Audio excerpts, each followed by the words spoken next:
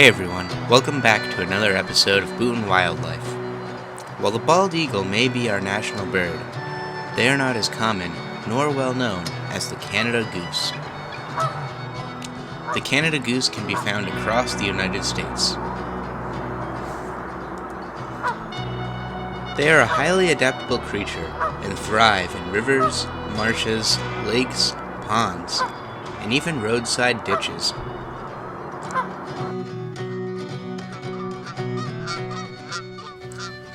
The Canada goose is a member of the black geese, which belong to the genus Branta. Here in America, their closest relative is the saltwater goose, known as the Atlantic brant.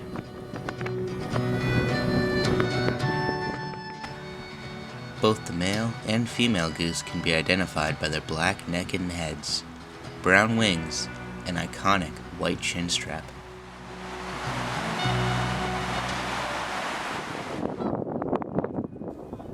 Despite being one of the most common birds in America today, the Canada goose once faced near extinction from overhunting and habitat loss.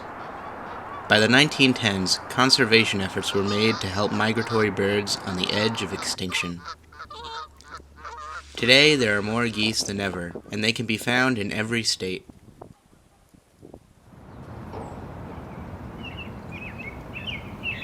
In April, winter and spring are in a constant struggle, with some days being warm and some cold.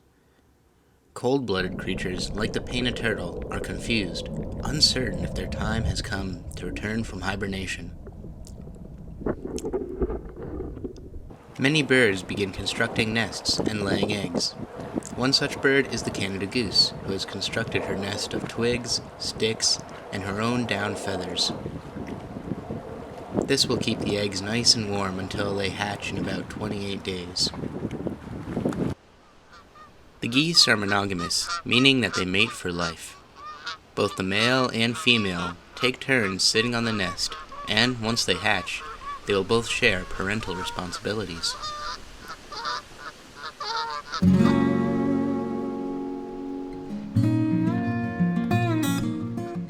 Waddling down the hill is a group of small, fluffy, yellow goslings. They leave the nest soon after hatching to explore the world, following in their parents' footsteps. There are many predators that would make an easy meal out of one of these goslings, so it's important to stick together.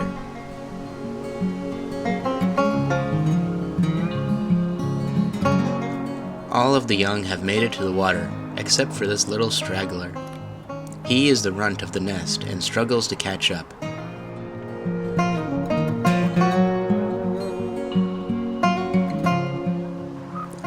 Eventually, he joins the others for foraging.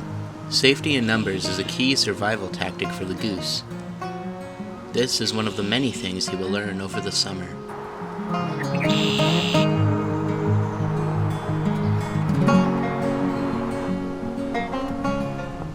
A peregrine falcon feeds on a nearby branch. His sharp beak and talons help him to rip his prey into smaller pieces that are easier to swallow. Trying to balance on a branch while eating is difficult, and as a result, the falcon drops his prize. Luckily for the goslings, the falcon is content and won't hunt again for many hours.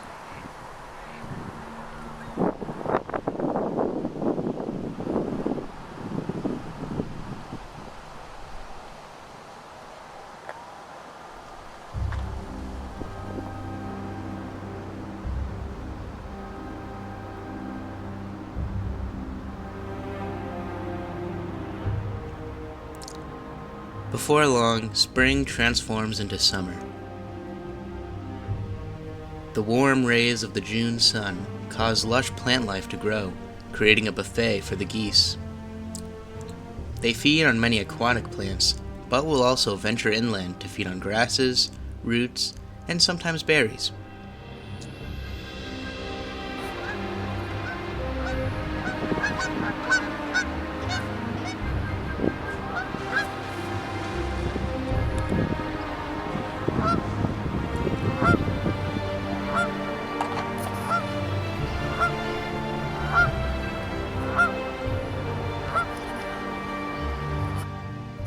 While foraging in the water, they use their long necks to reach plant life on the bottom, just like the swan.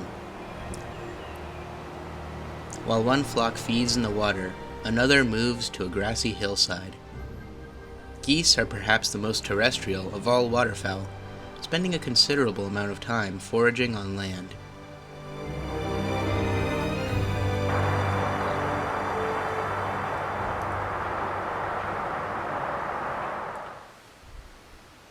Feathers are some of the most important features of the goose, granting them warmth, waterproofing, and flight. Because of this, it's no surprise that these birds take great care at maintaining their feathers.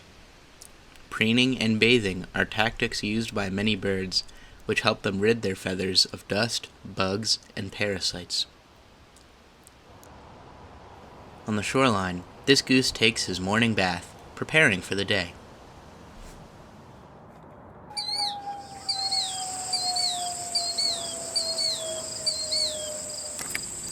By August, most of the goslings have grown larger, appearing more like adult geese. While he's still very small now, he should be fully grown by the winter, which will prove to be the most trying time in his life.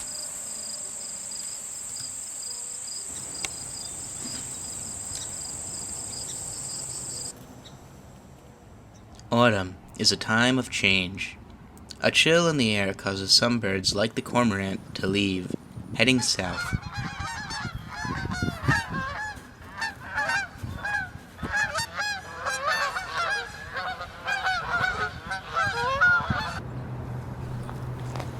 New birds arrive from the north, like the bufflehead. Surprisingly, not all geese migrate south. In fact, here in New Jersey, a majority of these birds remain throughout the winter. Like ducks, geese have thick, waterproof feathers, which insulate them from the cold. They also have a layer of fat, which not only helps them float on the water, but also keeps them warm.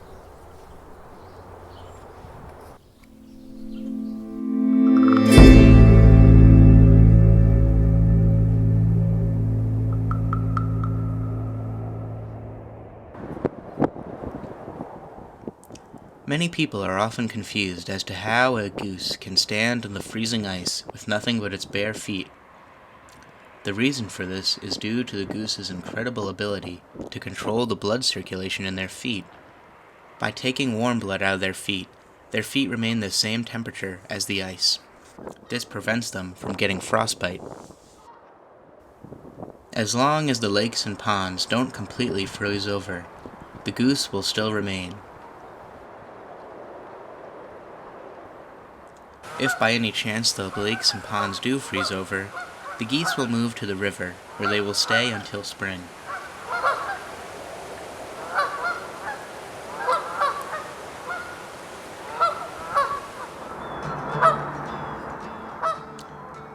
By springtime, the geese will have laid a new batch of eggs, and not too long after that, they will hatch, restarting the cycle.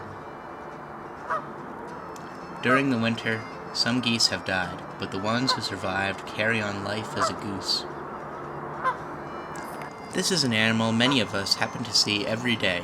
However, we give little thought to them.